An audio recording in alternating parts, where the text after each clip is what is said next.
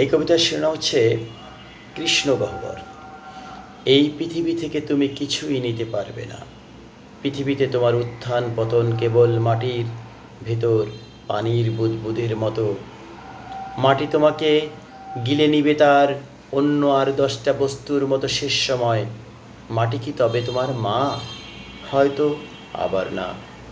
একগুচ্ছ কষ্টের বোঝা বয়ে যে সম্পদ তুমি গুছিয়ে রেখে গেলে, দেখো যে অমন অনেক রাজা বাদশাহ একই সম্পদের পাহাড় গড়ে তুলত।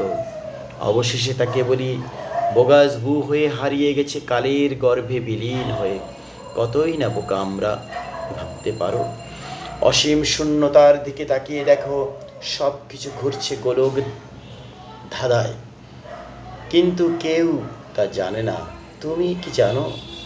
জানলে বেশ ভালো, আমি কিছুই জানি না। তুমি কি জানো? জানলে বেশ ভালো, আমি কিছুই জানি না। শুধু জানি, বুঝেছি ধরায়। শুধু জেনেছি, বুঝেছি ধরায় সকলই হারায়। হারাতে হারাতে সকলে দূরে চলে যায়। কোথায় তারা যায়? কোন লোকালয়? অসীম অনন্তকালের পথ ধরে বিলিয়ন বিলিয়ন বছর ধরে আমরা কবে যাব বেহেশত, দোজখ, ফুলসিরাত দেব পাড়ি?